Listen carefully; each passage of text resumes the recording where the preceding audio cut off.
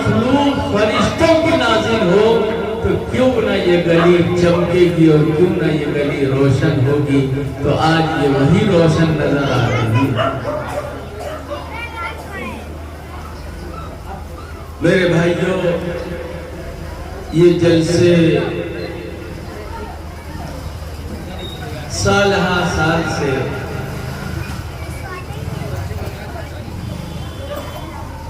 شہر کے اعتبار سے، بیرون شہر کے اعتبار سے جہاں جہاں ایمان والے رہتے ہیں وہ لوگ جلسوں کا نظم کرتے ہیں اور جلسے ہوتے ہیں. جلسوں میں کچھ لوگ مخاطب کرنے والے ہوتے ہیں، تقریر کرنے والے ہوتے ہیں. کچھ لوگ جلسوں کو کے نظام کو بنانے والے ہوتے ہیں، اور ایک طبقہ وہ ہوتا ہے جو جلسے کو رونق بخشتا ہے. لیکن میں آپ سے اگر یہ بات کہوں کہ جو خطاب کرنے والا ہوتا ہے، جو مقرر ہوتا ہے، اس سے بھی جلسے کے سلسلے میں اللہ کے وہاں پوچھا جائے گا کہ یہ بتائیے آپ جلسے میں تقریر کرنے گئے تھے تو آپ کی نیت کیا تھی؟ جیسا کہ بارہا لوگوں سے تذکرہ سنا جاتا ہے، سننے کو ملتا ہے، فلاں جگہ فلاں صاحب آئے تھے تقریر کرنے. کیا تقریر کی تھی؟ انہوں نے تو پھوٹا گاڑ دیا.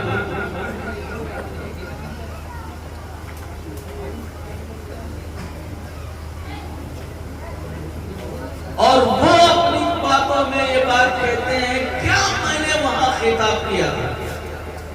لوگ جھوم گئے تھے.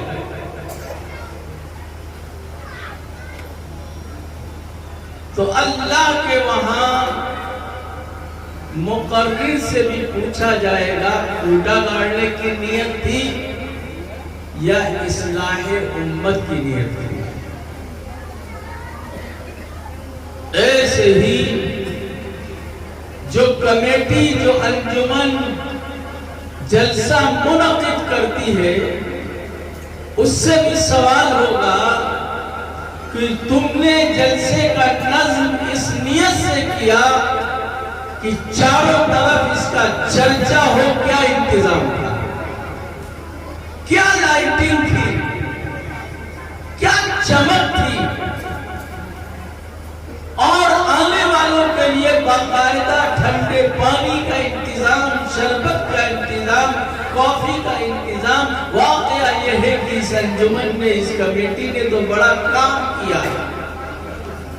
تو اس شہرت اور اس جلسے کے لیے اگر یہ جلسہ کیا ہے تو یہ جلسہ کل کو اللہ کے وہاں پکڑ کا ذریعہ بنے گا. ایسے ہی اگر سامعین، سننے والے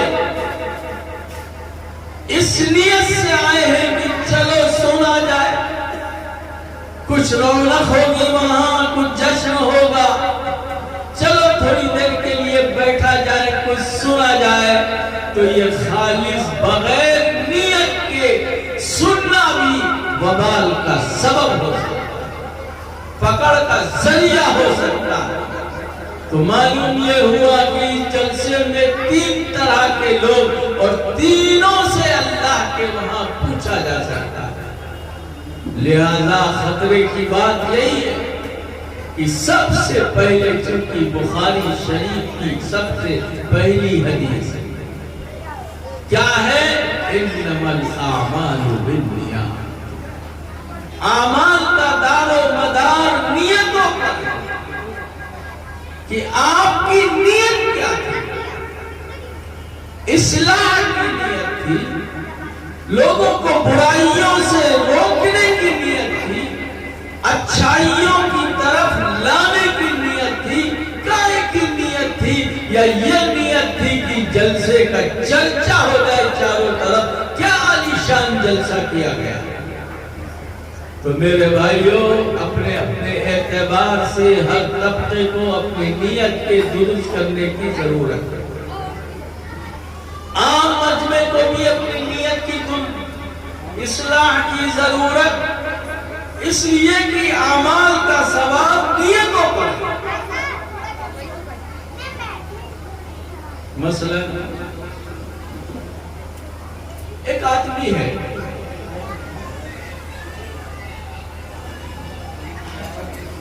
وہ جا رہا ہے، لوگوں نے دیکھا، ارے یہ تو شراب خانے کی طرف جا رہا ہے، اوہو اتنا خراب آدمی۔ اور پھر دیکھتے دیکھتے وہ شراب خانے کے اندر چلا گیا۔ تو ہر دیکھنے والا کیا کہے گا؟ یہ شراب خانے گیا ہے، یہ برا آدمی ہے، یہ تو کہے گا۔ اور ایک آدمی مسجد کی طرف آ رہا ہے، اور پھر دھیرے دھیرے مسجد کے قریب آیا، اور اس کے بعد مسجد کے اندر داخل ہو گیا۔ دیکھنے والا کیا کہے گا؟ یہ بندہ کتنا اچھا ہے کہ مسجد کے اندر اللہ کے حکم کو پورا کرنے کے لیے، نماز ادا کرنے کے لیے آیا ہے۔ تو کہ آدمی کتنا اچھا ہے، وہ آدمی کتنا برا ہے۔ لیکن اگر آپ یہ اس طرح سے دیکھیں کہ وہ جو شراب خانے جا رہا ہے، اس کی نیت یہ ہے، ہمارے بہت سے دوست احباب اس کی لت پڑ چکی ہے، وہ وہاں ہے، چلو چل کر اسی وقت ان سے مل کر ان کو سمجھایا جائے اور ان کو بتایا جائے کہ اللہ نے شراب حرام کی ہے۔ اے اللہ کے بندے، کس لت میں پڑ رہا ہے؟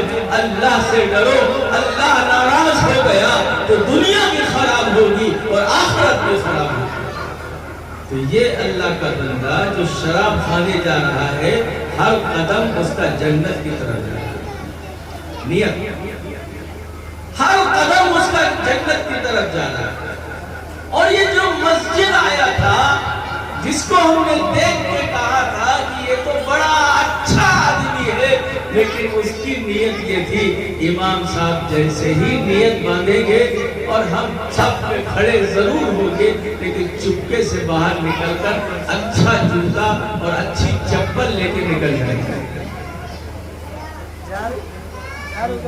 نیت اس کی چپل چرانے کی، جوتا چرانے کی تھی، نماز کی نیت نہیں تھی۔ تو اس کی خراب نیت کی وجہ سے جو وہ مسجد کے قریب ہو رہا تھا، وہ اللہ کے غضب کے قریب ہو رہا تھا، اللہ کے غصے کے قریب ہو رہا تھا، اور جہنم سے قریب ہو رہا تھا۔ تو سارا مسئلہ میرے بھائیوں بزرگوں نیت کا ہے۔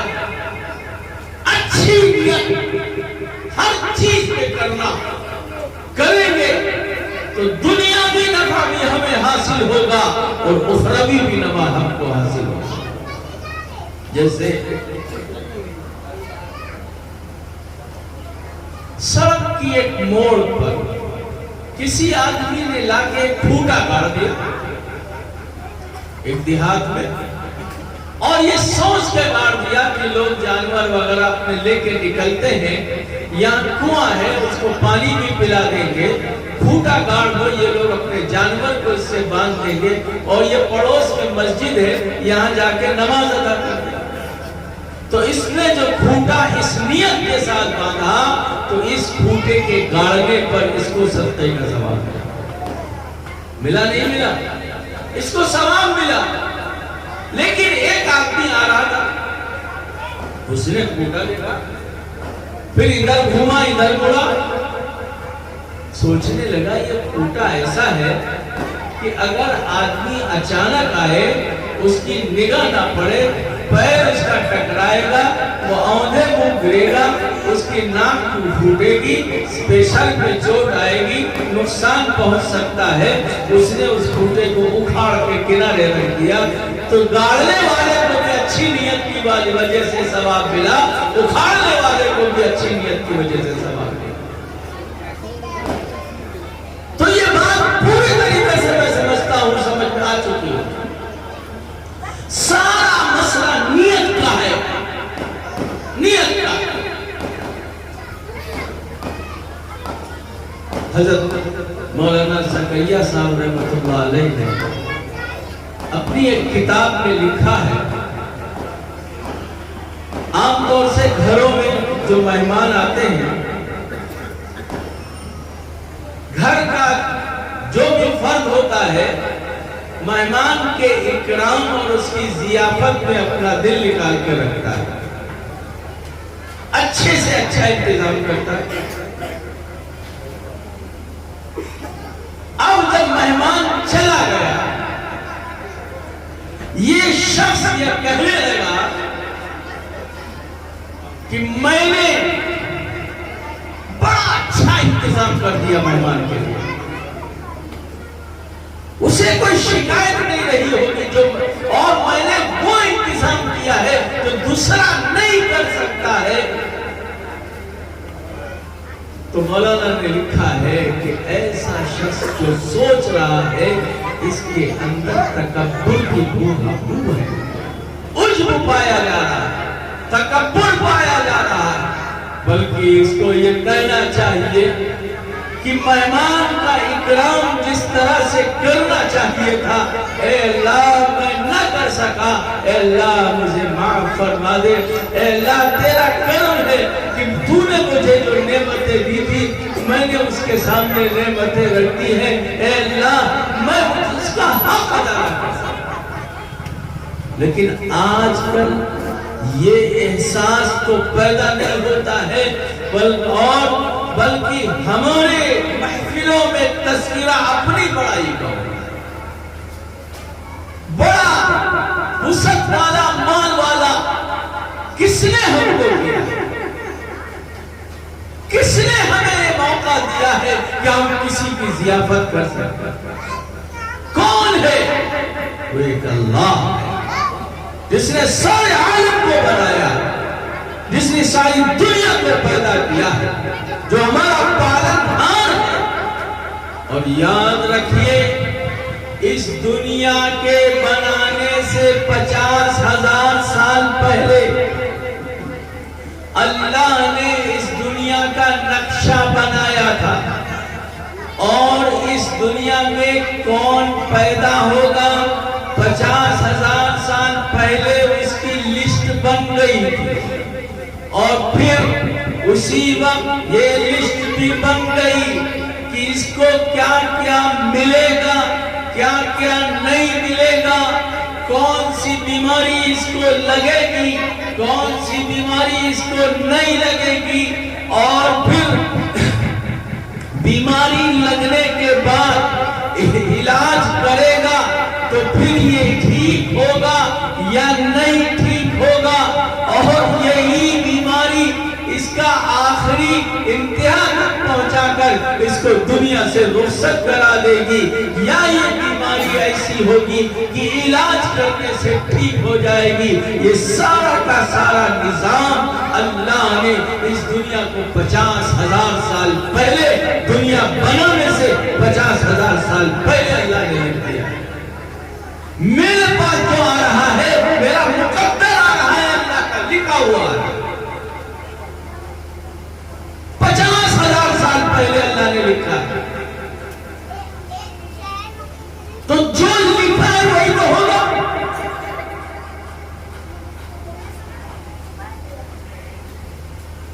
جب اللہ نے جو لکھ دیا ہے وہی ہونا ہے، تو جس نے لکھا ہے، جو دینے والا ہے، ہماری توجہ اسی کی طرف ہونی چاہیے، اسی کے آگے ہاتھ پھیلانا چاہیے، اسی سے گڑگڑانا چاہیے، مانگنا چاہیے. دعا سے تقدیر بدل جاتی ہے.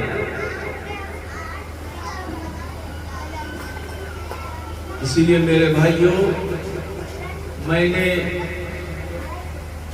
ایک آیت پڑھی جس میں دو باتوں کا تذکرہ کیا گیا۔ ایک ایمان کا تذکرہ ہے، دوسرے اعمال کا تذکرہ۔ ان الذین آمنوا، بے شک جو لوگ ایمان لائے،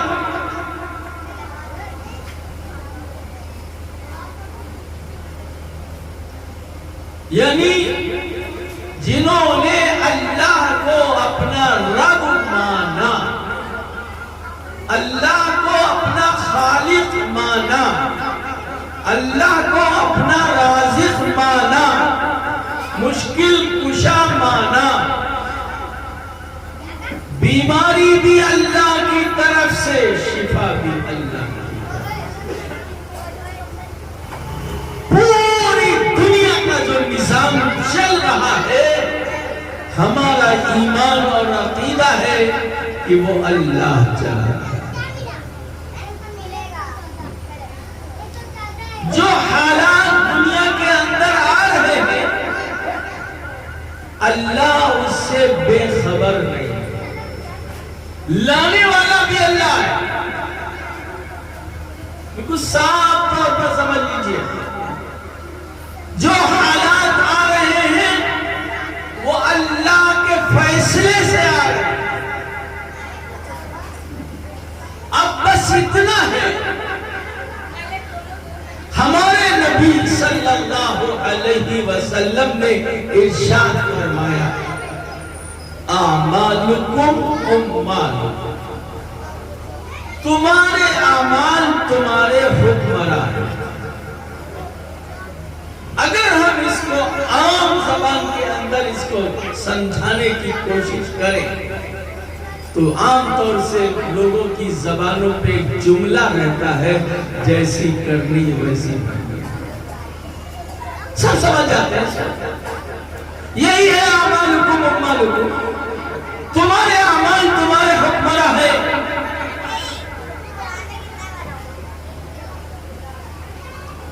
تو دنیا میں جو اللہ کی طرف سے فیصلے ہو رہے ہیں وہ ہمارے اور آپ کے اعمال کی بدولت۔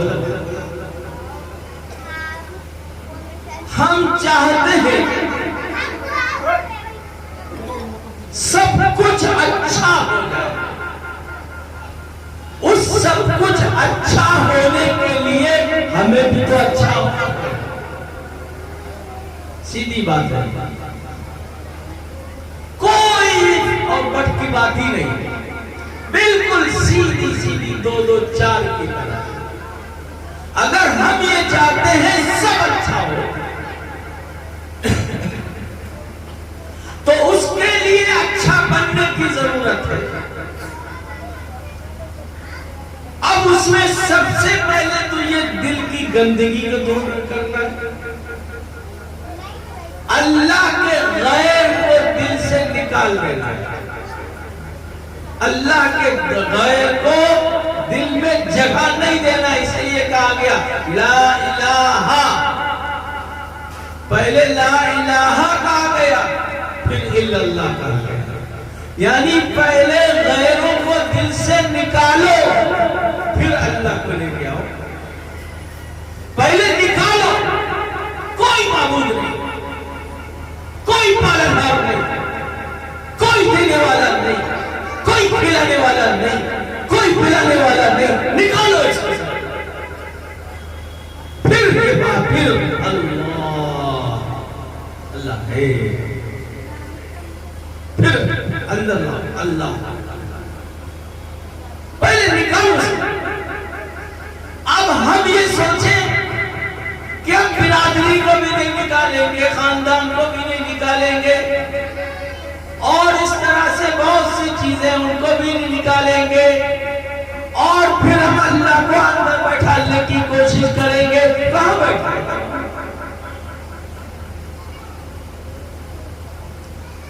خاندانی رسومات، برادری کی رسومات، ہمیں ان سے بچنا۔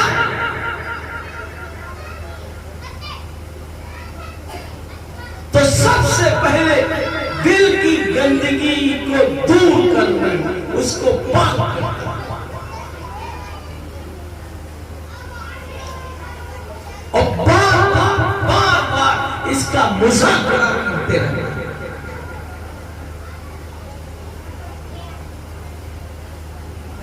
صحابہ کرام رضوان اللہ تعالی علیہ اجمعین کو اپنے ایمان کی سب سے زیادہ فکر رہتی ہے، اور ہم اپنے ایمان کی طرف سے سب سے زیادہ لاپرواہ، غافل۔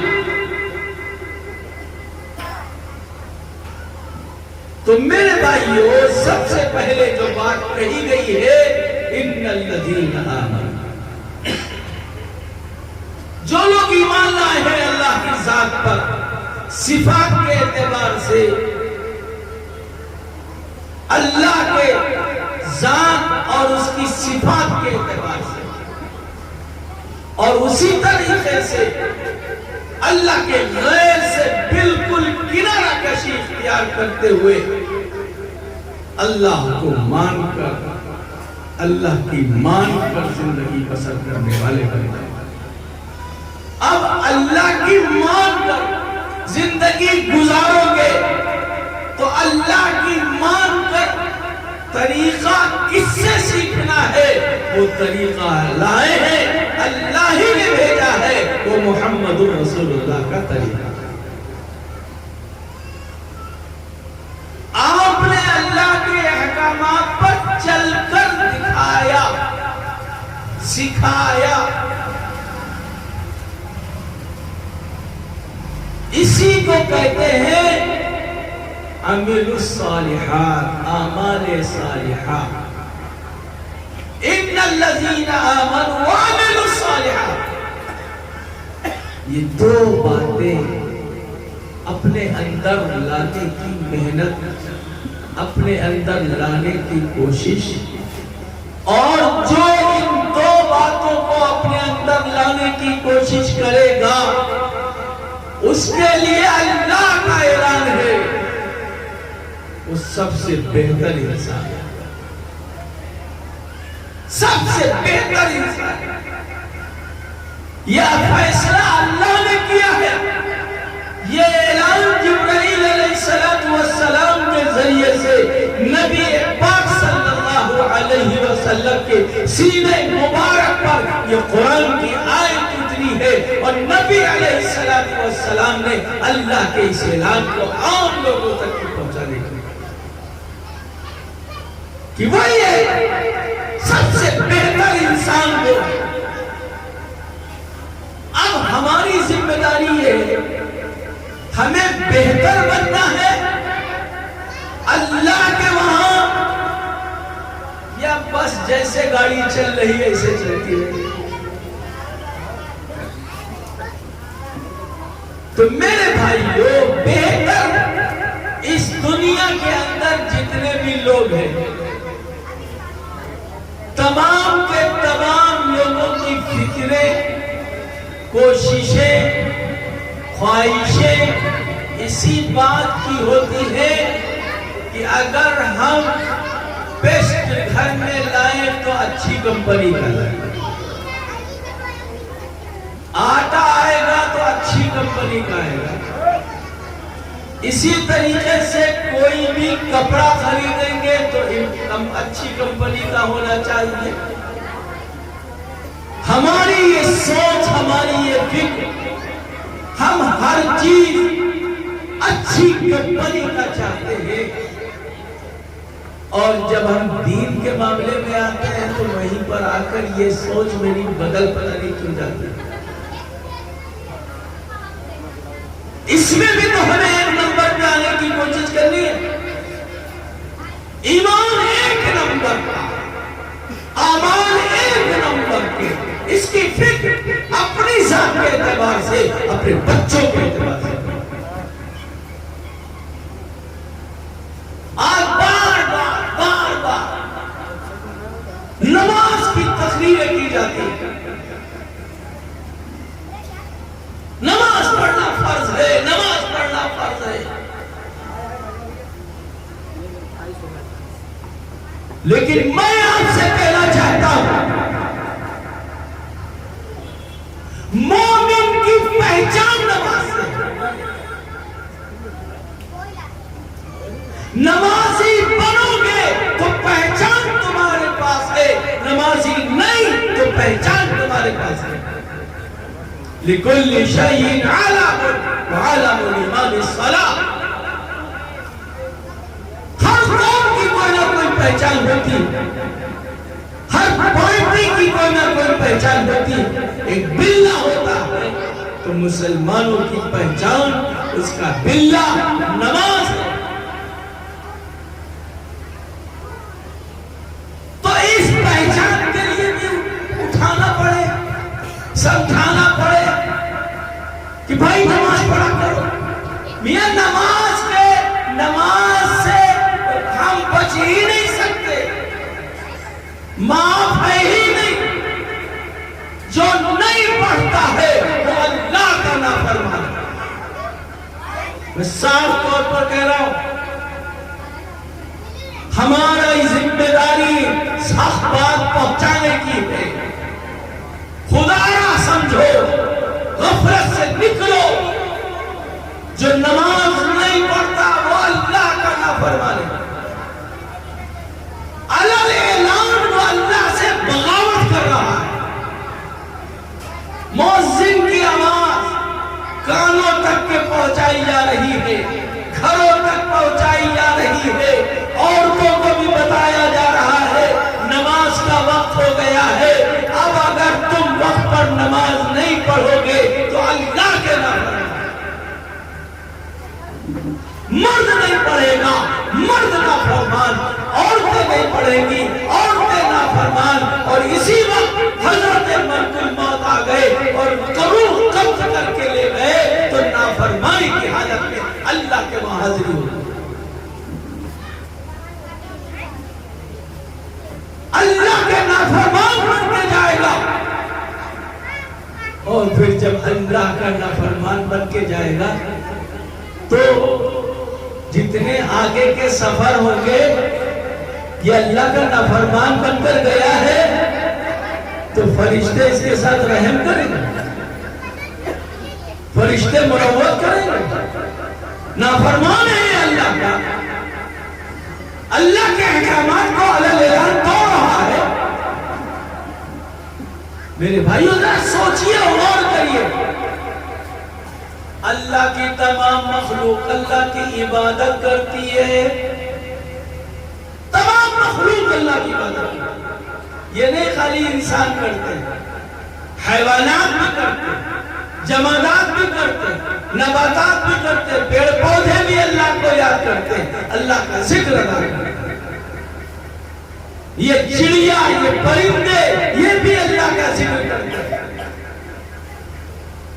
صبح اٹھ کر جو چہچہاتے ہیں یہ اللہ کی تعریف کرتے ہیں، اللہ کا ذکر کرتے ہیں۔ حضرت سلیمان علیہ السلام ان کی آوازوں کو جانتے تھے۔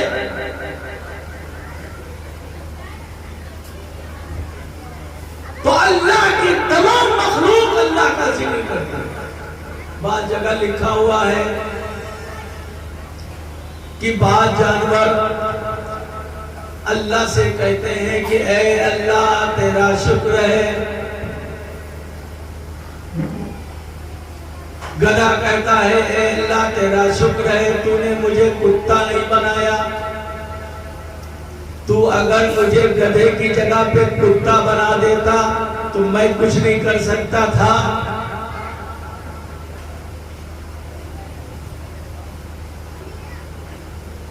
کتا کہتا ہے کہ اے اللہ تیرا شکر ہے تو نے مجھے کتا ہی بنایا، سور نہیں بنایا، اور تو اگر مجھے کتے کی جگہ پہ سور بنا دیتا تو میں کچھ نہیں کر سکتا۔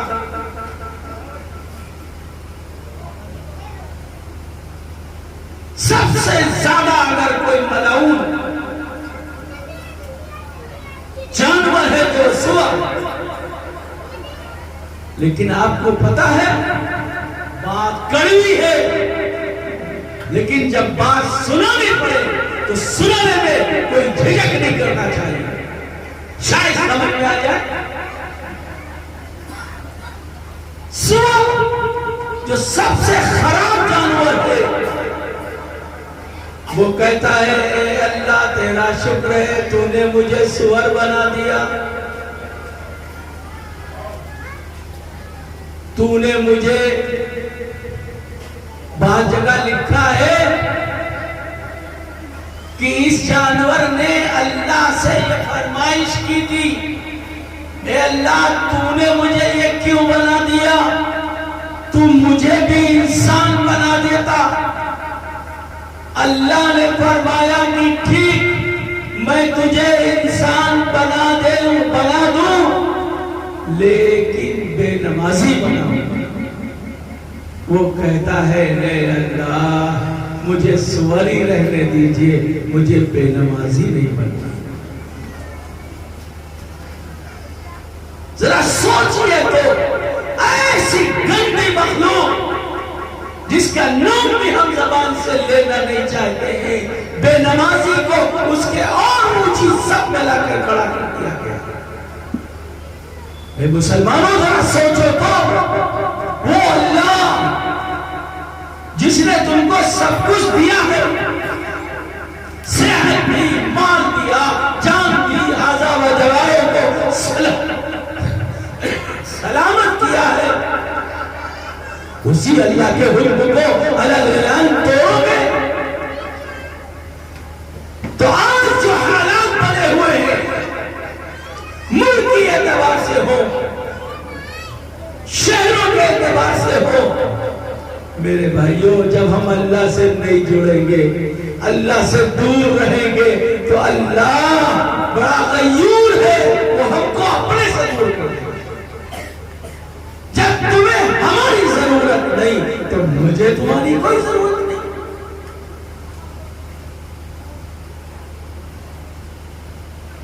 اس لیے صاف طور پر یاد رکھو, اختلافات لپیٹ کے رکھ لو. آج کل محلوں میں اختلافات چلنے لگے. ایک بیچارہ نماز پڑھ رہا تھا لڑکا, بھی پچھلے ہفتے کی بات ہے, وہ میرے پاس آیا, چپے کھا بیٹھ گیا, ہم سے کہنے لگا مولانا صاحب رفع یدین جو کیا جاتا ہے وہ تو بڑی پکی حدیث ہے, ہم لوگ کیوں نہیں کرتے. ایک دو مسئلے اس نے اس طرح کے پوچھے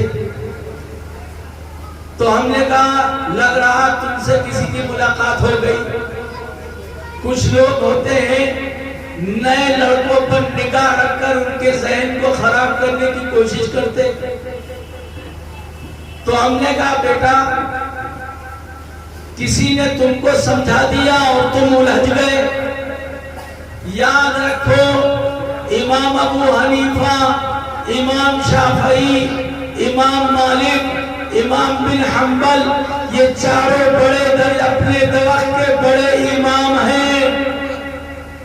ان میں آپس میں کوئی اختلاف نہیں رہا, لہذا اس طرح کی جو گفتگو کرے اس سے یہ کہنا امام شافعی نماز پڑھتے تھے, امام مالک بھی نماز پڑھتے تھے, امام حنبل بھی نمازی تھے, امام ابو حنیفہ بھی نمازی تھے, لہذا مجھے نماز پڑھنے دو, مجھے الجھاؤ نہیں کرو,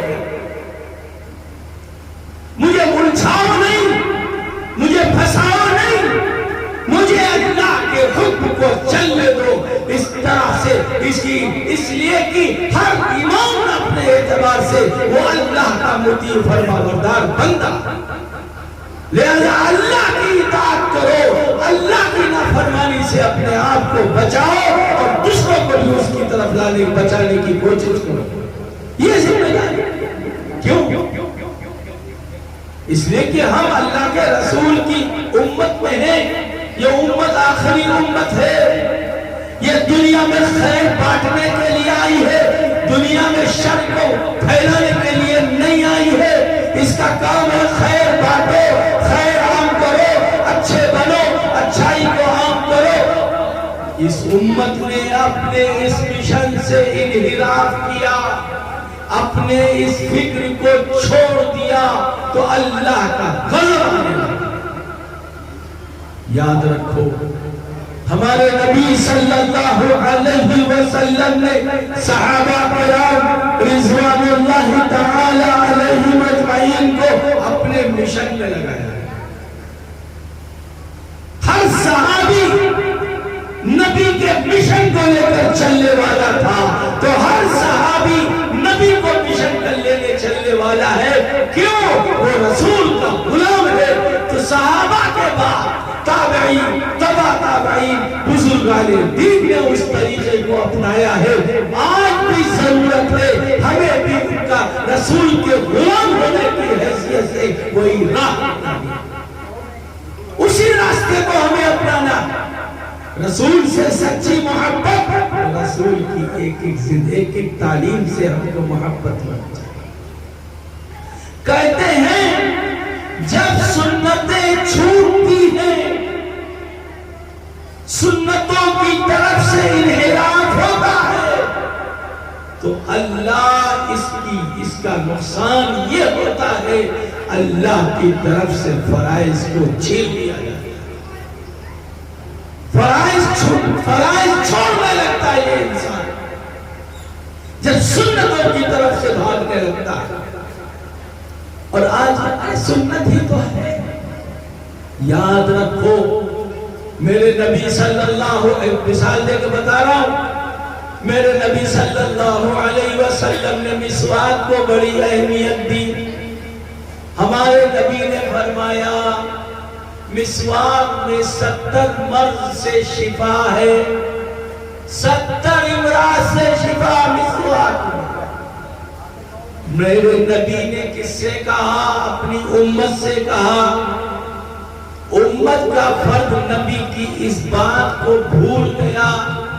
اب اس کے گھر میں صابن بھی ملے گا، پیسٹ بھی ملے گا، برش بھی ملے گا، لیکن مسواک نہیں ملے گی جس میں 70 فائدے رکھے ہوئے ہیں، وہ غائب ہے۔ اور وہ جو ہمارے جسم کے اندر طرح طرح کی بیماریاں پیدا کر رہا ہے، یہ پیسٹ اور یہ برش جو اندر دھیرے دھیرے پیسٹ کے ذریعے سے جو اس کے اندر دوائیں ڈالی جاتی ہیں، جو کیٹناشک دوائیں ڈالی جاتی ہیں، وہ اندر جا کے دھیرے دھیرے یا تو کینسر بناتی ہے، یا گردوں کو خراب کرتی ہے، یا لیور کو ڈیمیج کرتی ہے۔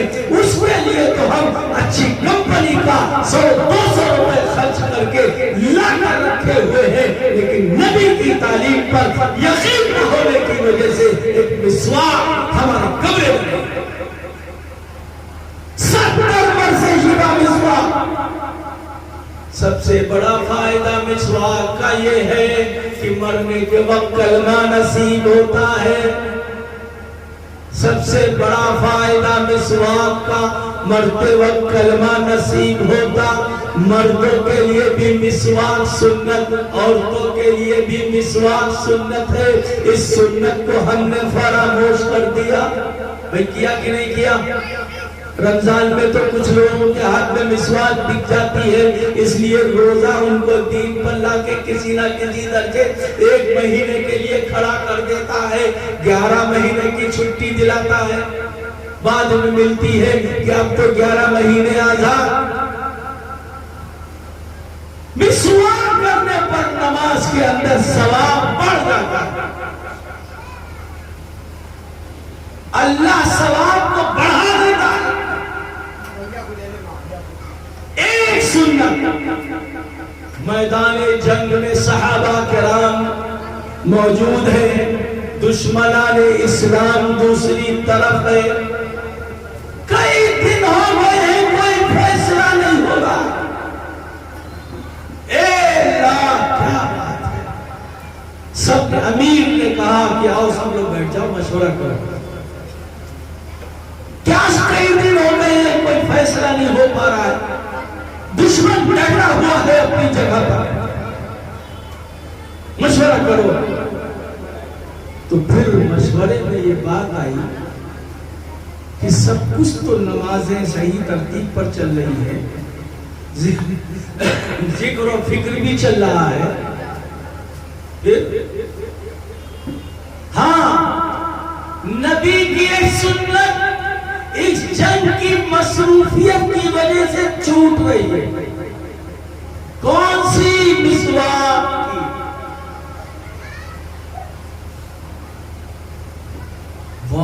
ہاں بس یہی سارے صحابہ جو جنگ میں تھے کہنے لگے بالکل صحیح کہا.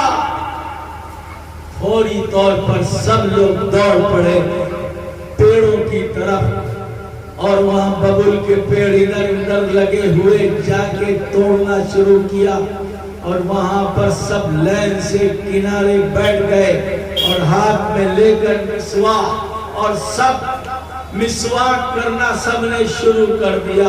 دشمن ایک ایک لمحے کی خبر رکھ رہا ہے. ادھر سے جب سب نے دیکھا کہ دانت تیز کیے جا رہے ہیں مسواک کی جا رہی ہے اللہ نے روب ڈال دیا ان دشمنوں پر. کہنے لگے اب تو ہمیں لگ رہا ہے ہماری خیر نہیں ہے. ہمارے سامنے والے یہ لوگ اپنے دانت کو تیز کر کے اب ہمیں بھالوں سے اور تیروں سے حملہ نہ کریں گے بلکہ اپنی دانتوں سے ہم پر حملہ کر کے ہمیں کچا چبانے کی تیاری چل رہی ہے. سامان لے کے دشمن بھاگ گئے بغیر جنگ لڑے اللہ نے فتح عطا فرمائی. ایک سنت پر عمل کیا اللہ نے جنگ کو جوش فتح میں تبدیل کر دیا. دشمن بھاگ گئے میدان چھوڑ کر. ایک سنت پر عمل کرنے کی وجہ سے ہم کہتے ہیں ہم ایک سنت پر اگر جم جائیں تو اس کے نورانیت کو ہم خود اپنے گھروں ہم کہاں جا رہے کھانا کھانے کھڑے ہوئے کھڑے کھڑے پلیٹوں میں لے کے کھا رہے.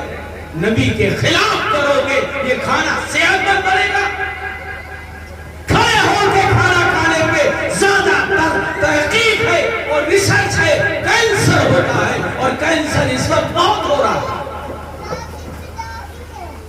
نبی نے منع کیا لیکن اب شادی کرنے والا کیے انتظام کیے ہوئے ہیں. ہم ہیں بھوکے ہیں ہم کو کھانا ملے گا نہیں تو ہم ضرور جا کے وہاں پلیٹ اٹھا کے اور لے کے کھا رہے.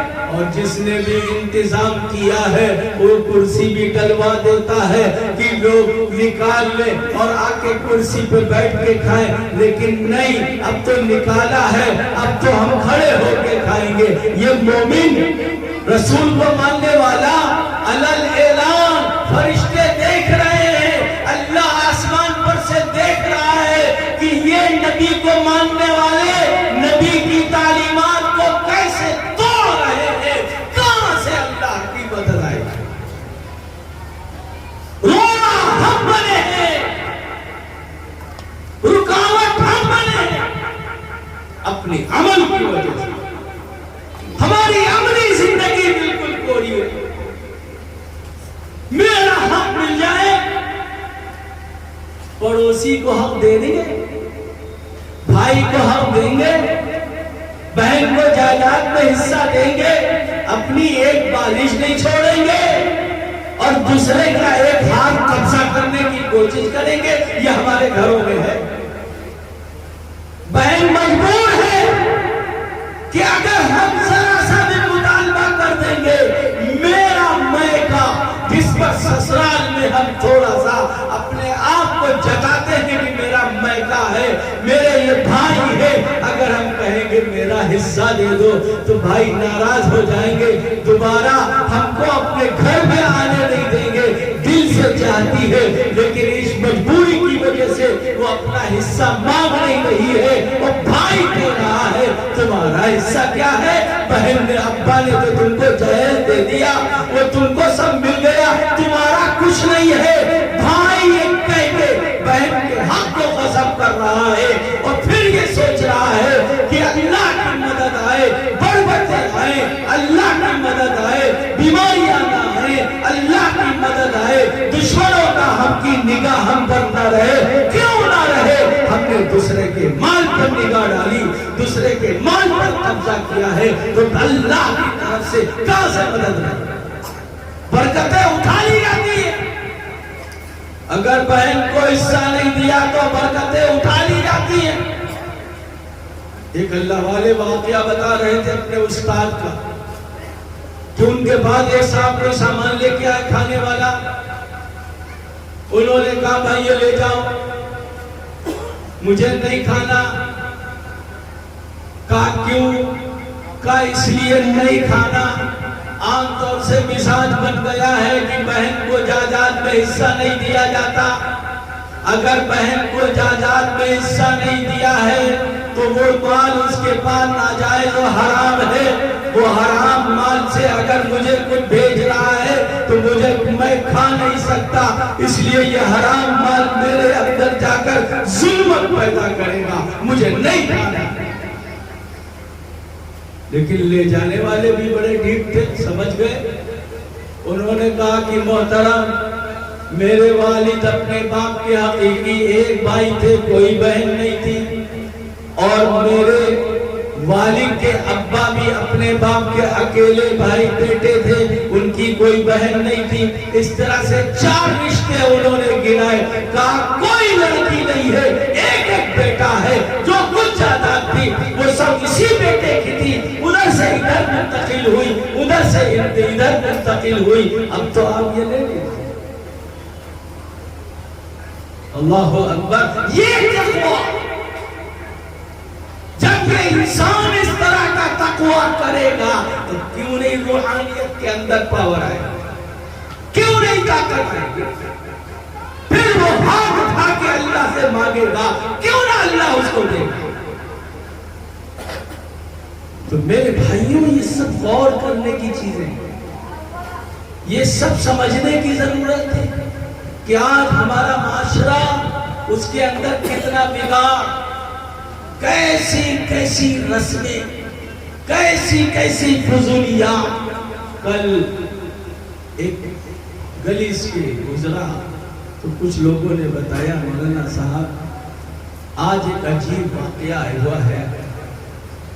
آنکھوں میں آنسو آ گئے ہیں, لیکن کیا کریں. کہا, ہم نے پوچھا کیا ہوا؟ کہنے لگے یہ سامنے گھر ہے, یہاں شادی ہے. آج ان کے وہاں مانجھا ہوا تو خاندان کے لوگوں میں کچھ لوگ ٹھیلوں پر مانجھا لے کر آئے, باجے کے ساتھ عورتیں ناشتی ہوئی آئیں. یہ کون ہے؟ حضرت عائشہ کا نام لے کر. کون ہے جو حضرت فاطمہ سے محبت کا دم بھرنے والی ہے؟ یہ ناشتی ہوئی, باجا بجتا ہوا اور مانجھا لے کے آ گئے. ہم سمجھ رہے سب کچھ تو ٹھیک ہو رہا, دعوت کا کام ہو رہا, فلاں ہو رہا, فلاں ہو رہا. اب کوئی ضرورت نہیں ہے. یہ کتنی ضرورت ہے کہ آج بھی جہالت بڑی بڑی. بھئی ایسا ہو رہا کہ نہیں ہو رہا؟ کہاں سے مانجھا آ گیا؟ یہ تو اپنی طرف سے ایجاد کردہ چیز ہے. مانجھے کا آیا تو میں آپ کو بتا دوں, ہماری بہنیں بھی بیٹھی ہوں گی. شادی میں صرف 6 چیزیں ہیں. کئی چیزیں بھائی؟ 6 چیزیں. 7ویں کوئی نہیں. جماعت میں 7 نمبر ہے, لیکن نکاح میں 6 نمبر. 7واں کوئی نہیں. 2 فرض, 1 واجب, 3 سنت. کبھی سنا ہے بھائی نکاح میں بھی فرض ہوتا ہے, واجب ہوتا ہے, سنت ہوتا ہے. لیکن میں بتا رہا ہوں کہ نکاح میں 2 فرض کیا ہے؟ ایک تو ایجاب اور قبول ہے. لڑکی وہاں سے لڑکی کے پاس قاضی لوگ جا کر, کچھ وکیل اور گواہ جا کر لڑکی سے اجازت لیتے ہیں, تمہارا نکاح فلاں کے ساتھ ہو رہا ہے. لڑکی اجازت دیتی ہے کہ آپ میری طرف سے وکیل ہیں, آپ کو میں اجازت دیتی ہوں, آپ جا کر وہاں اسٹیج پر مردوں کے سامنے آپ میری طرف سے اجازت ہے, وہاں نکاح ہوگا, آپ وکیل ہیں میرے. دو گواہ لڑکی کی طرف وہاں ہوتے ہیں، وہ سن کر آتے ہیں کہ ہاں لڑکی نے اجازت دی ہے. پھر یہاں قاضی صاحب وکیل و گواہ سے پوچھ کر قبول کراتے ہیں. ایک ایجاب، ایک قبول ہے، یہ فرض ہے. اور دو گواہ، یہ فرض ہے، ضروری ہے. اگر دو گواہ نہیں تو نکاح ہی نہیں. ایک واجب ہے مہر، واجب. جب تک نکاح نہیں ہوتا شریعت کا حصہ رہتا ہے. نکاح ہو جانے کے بعد لڑکی کا حق بن جاتا ہے. پھر کیا ہوتا ہے؟ لڑکی کا حق بن جاتا ہے. شوہر کو دینا واجب، ضروری ہے. اور 3 سنتیں ہیں. ایک خطبہ نکاح. عام طور سے اس سنت کی طرف سے ایسی غفلت ہوتی ہے کہ چند آدمیوں کے علاوہ کوئی سننے کے لیے تیار نہیں. نکاح کے موقع پر خطبے کے ذریعے سے جو پیغام دیا جاتا ہے وہ پیغام ہم سننے کے لیے تیار نہیں، اس لیے کہ نیت پلیٹوں کی طرف ہے کہ ابھی اعلان ہونے والا ہے، جیسے ہی نکاح ہوگا آئیے آپ حضرات. اور تیسری اور دوسری سنت کیا ہے؟ کچھ کھجور، کچھ چیزیں بانٹ دی جائیں. تیسری سنت ہے ولیمہ. ولیمہ سنت ہے، اس کی طرف خاص توجہ بھی نہیں دی جاتی ہے. 6 چیزیں ہیں نکاح میں، بس ساتویں کوئی نہیں. نہ مانجا نہ چوتھی، یہ کوئی شریعت کا حصہ نہیں، یہ ہمارا بنایا ہوا ہے. بعد میں جب خرچ ہو جاتا تو روتا ہے کہ اتنا خرچ شادی میں ہوتا ہے. شادیوں کو شادی کرو، اللہ کی برکت ہے. شادی کرو، فضولیات سے لغویات سے اپنے آپ کو بچاؤ. پیسہ آج وقت کی ضرورت ہے. جو حالات آ رہے ہیں، ان حالات میں پیسہ ہوگا تو بہت سی ضرورتیں پوری ہو جائیں گی. اڑانے سے نام و نمود نہیں ہوتا ہے. اب تو مقابلے کا زمانہ ہے. فلاں نے ایسا کیا تھا تو ہم اس سے اچھا کریں، اس نے ایسا کیا ہم اس سے اچھا کریں. یہ نام و نمود اور یہ مقابلہ، یہ زر کی نمائش، یہ بند کرو اور مقصد پر آؤ تاکہ اللہ کی مدد تمہارے ساتھ ہے. اس لیے میرے بھائیوں، یہ سیرت کے جلسے اسی لیے کرے جاتے ہیں کہ ہم نبی علیہ السلام کی تعلیمات کو سنیں اور تعلیمات پر چلیں تاکہ اللہ اس دنیا کی زندگی میں ہمارے لیے برکت اور رحمت کے دروازے کھولے. آنے والے مسائل اللہ تبارک و تعالیٰ اپنے فضل سے دور کرے اور نئی جنریشن کی فکر کرو. لڑکیوں کی بھی فکر کرو، بچوں کی بھی فکر کرو، ایمان کے بنانے کی فکر کرو، اعمال کے اصلاح کی فکر کرو. دین کی بنیادی باتوں کو ایک ایک بچے کو سکھاؤ، ایک ایک بچے کو بتاؤ. یہ آج وقت کی ضرورت ہے. اس لیے میرے بھائیوں، اب وقت زیادہ ہو چکا ہے. میں یہیں پر اپنی بات کو ختم کرتے ہوئے اللہ سے دعا کرتا ہوں، اے اللہ جو کام کی باتیں کہی گئی ہیں اس پر ہمیں بھی اور آپ سب کو عمل کی توفیق نصیب فرمائے، اور جو کوئی بات غلط آ گئی ہے